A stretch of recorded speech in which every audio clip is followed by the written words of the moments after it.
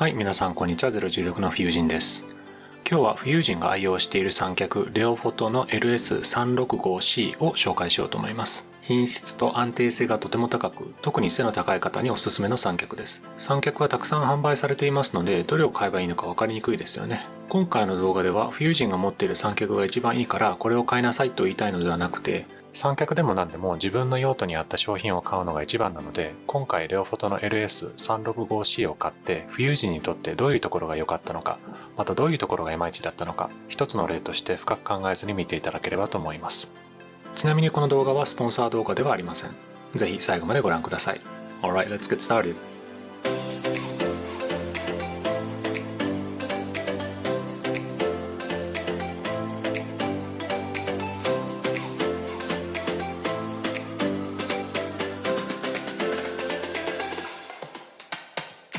これが今日の目次。まずはこの三脚を買うに至った背景。その次にこの三脚の良いところといまいちだったところを紹介します。最後に簡単に話をまとめて終わりにしたいと思います。フュージンは合成なしの浮遊写真をメインに撮影しています。これらの浮遊写真は合成なしなのはもちろんなのですが、全て自撮りで撮っています。カメラを三脚に設定してタイマーに合わせてジャンプする撮影ですね。結構周りから変な目で見られます。自撮りをする際に必ず必要となってくるのが三脚です。でも実は言うと、浮遊写真を撮り始めてから3年くらいはちゃんとした三脚を持っていませんでした。代わりにゴリラポットというフレキシブルなミニ三脚を使っていました。このミニ三脚の良いところは地面だけではなくいろんなところに設定できるので、クリエイティブな角度から撮影することが可能でした。あと大変コンパクトなので気軽にカメラと一緒に持っていけるのが魅力的でした。ただ柱とか手すりとかゴリラポットをつけるところがない撮影場所だとローアングルでしか撮ることができないので、ちゃんとした三脚が欲しくなりました。で、フュージンが初めて買った三脚はこちらのマンフロットの B フリーカーボンファイバーの三脚です。この三脚を買ったのは軽いというところとコンパクトなので持ち運びやすいところが理由でした。ただこの三脚って耐荷重がたったの4キロなんですね。これってあまり大したことがなくて、ちょっとした風が吹いただけですごい三脚が揺れたりします。とても不安定で自撮りするときは倒れてしまわないか不安でした。当時フュージンは小さいカメラと小さめのレンズを使っていましたが、そのうち大きいレンズも使い始めたりしたので、機材を守るためにもっと頑丈な三脚が必要になってきました。この三脚は高さも一番高くしても140センチぐらいまでしか伸びないので、ハイアングルの写真が撮れないので物足りませんでした。そこで購入したのがこちらのレオフォトの LS365C という三脚です。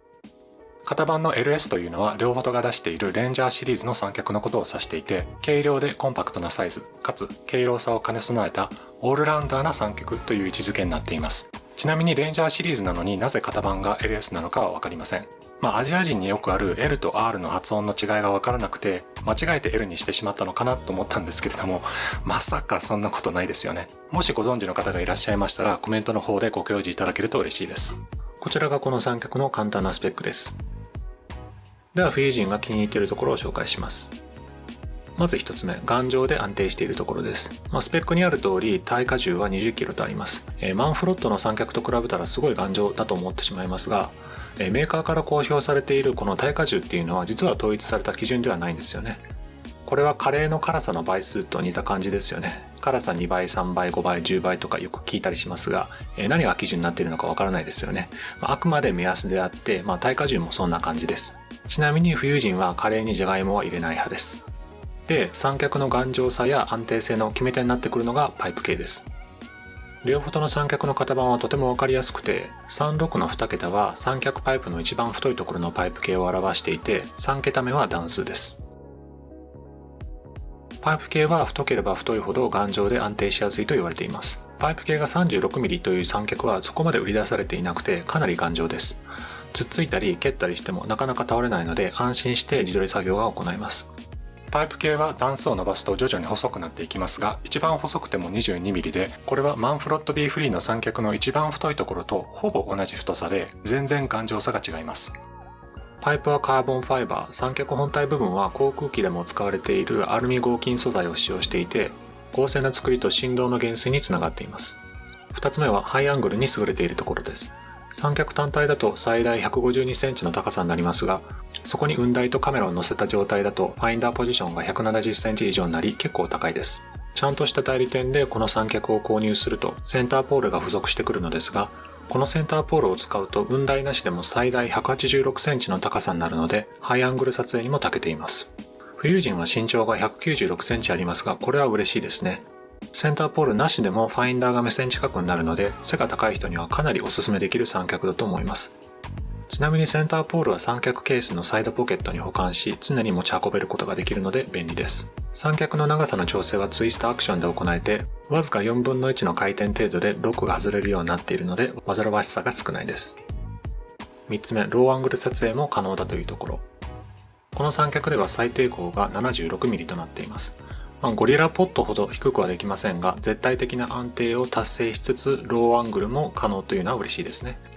これでミニ三脚を使うことがほとんどなくなりました。4つ目、寒い中でも持ち運びやすい。三脚は気温が低いところだと金属の部分がすごく冷たくなって持ち運びにくいのですが、レオフォトの三脚には冷たくなりにくい成形ゴムのグリップが一つの足についていて、冷たさを解消してくれるのでハンドリングしやすいです。これは嬉しいメリットですね。5つ目、縮長が短いこと。三脚を持ち運ぶ上で重要になってくるのが縮長状態の長さになります。この三脚だと長さが48センチで段数が5つなので、その分縮長の長さが短くなっています。短いと大変収納しやすいので嬉しいです。最後は三脚にネジ穴があることです。本体上部の側面と裏面にはネジ穴が装備されていて、アイデア次第でいろんなことができます。例えばカラビナを取り付ければ荷物を下げて三脚をさらに安定させることが可能です。裏面にカラビナをつけても三脚収納時には干渉しないので嬉しい特徴です。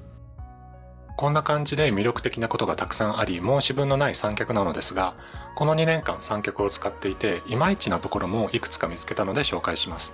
って申し分がないって言ってるのに、いまいちなところがいくつかあるって矛盾してますね。帰国子女の富裕人は時々変なことを言いますので、そういった時は無視しておいてください。Anyway, the first one. まずこの三脚は携帯性が人によっては低いと思います。この三脚は重さが約 1.8kg と結構重いです。パイプが太くて長いと安定性は良くなるんですが、その分三脚が重くなるので持ち運びやすさが低下します。三脚のパイプはカーボンファイバーでできているので軽量化が図られているんですけれども、重いのは否めないですね。あと三脚が重い分、カメラバッグによってはサイドポケットに三脚が入らないことがあると思います。富裕人はピークデザインのトラベルバックパックという大きいバッグを使っていて、サイドポケットに何とか入れることはできますが、街中だと周りの人にぶつけてしまいそうなので、サイドポケットに入れて持ち運ぶ場合は雲台は必ず外しています。でも雲台を外しててもそれでも何かにぶつけてしまいそうなので、最近は三脚ケースに入れて持ち運んでいます。で、ここで三脚のケースの話が出たので、ケースの欠点について話します。ケースが若干小さいんですよね。富裕人は G4 というギア雲台を使っていて、この三脚に G4 をつけたら普通にケースに入るんですけれども、三脚と雲台の間に取り付けて素早く雲台が交換できるクイックリンクというものをつけると、中の空きスペースがほとんどなくなってギリギリになっちゃうんですよね。LS365C はレベリングベースがついているモデルも売っていますが、もしこれを購入してクイックリンクと G4 を使ったら多分ケースに入らないと思います。しばらく使ったらケースの素材が伸びて入れやすくはなるんですけれども、メーカー側はこのケースの大きさを見直した方がいいかもしれないですね。最初は飛行機に持ち込めるように短めにケースを作っているのかと思ったのですが、このケースはすでに60センチ以上の長さなので、どちらにしろ機内に持ち込めない長さでした。G4 もクイックリンクもレオフォトの製品なんだから、三脚に装着してもケースに入るような長さにした方がいいと思うんですよね。なぜそうしないのか謎です。次にこのセンターポール。三脚の足と比べるとこのセンターポール結構細いです。パイプ径が 28mm しかないです。なのでこの三脚にセンターポールを使うと安定性が少し下がってしまいます。こちらの DC322C というセンターポールだとパイプ径が 32mm なので、これだと安定性だったりとかだいぶマシになるんじゃないかなと思います。なぜこの三脚にこの DC322C というセンターポールではなくてこっちのセンターポールがついてくるのか。多分なんですけど、おそらく三脚ケースのサイドポケットに入りきらないのが理由だと思います。富裕人は DC322C のセンターポールを持っていないのでわかんないんですけど、もしそうだとしたら余計三脚ケースの大きさを見直すべきですよね。動画作成中にどうしても気になったので DC322C を購入しました。早速試しに三脚ケースに入れてみました。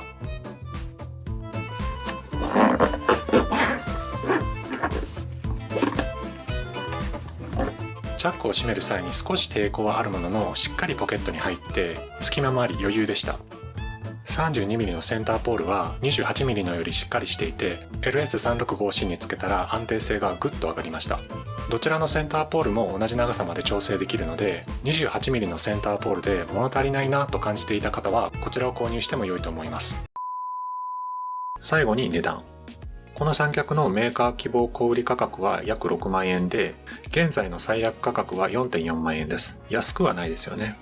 フユージンみたいにゴリラポットとかマンフロット B フリーみたいな安い三脚から初めてアップグレードする人には高いですよね。でも正直この品質で4万円台っていうのは結構安価だとフユージンは思います。同じぐらいのレベルのギッツの三脚だと約12万円もしてレオフォトは約半額以下なんですよね。なので値段は人によってはいまいちなところではなくて強みと思っている方も多いと思います。フユージンも今はそう思います。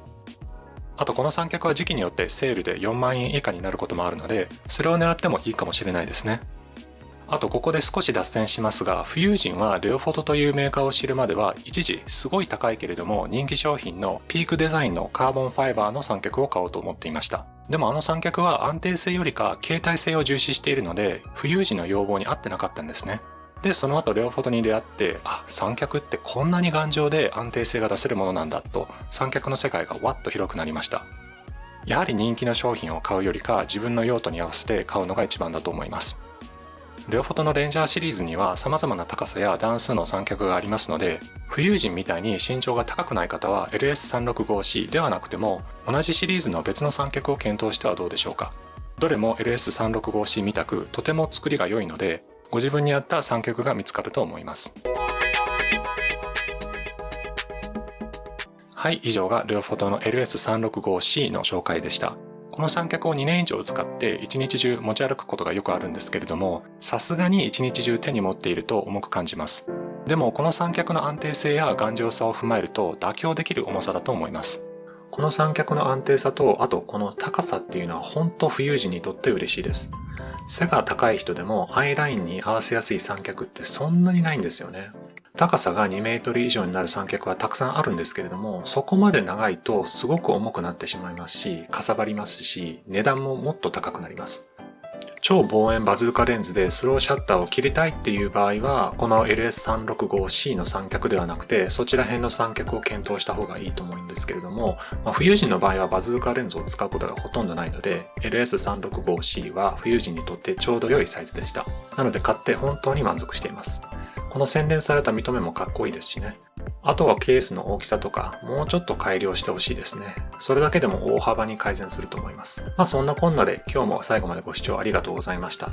このチャンネルでは浮遊写真の撮り方や機材紹介、一般的な写真の話の動画を載せています。今後の動画が気になる方はぜひ高評価ボタンやチャンネル登録をお願いします。浮遊写真メインの SNS もやっておりますので、よかったらそちらもご覧ください。では次回の動画でお会いしましょう。See you in the next video.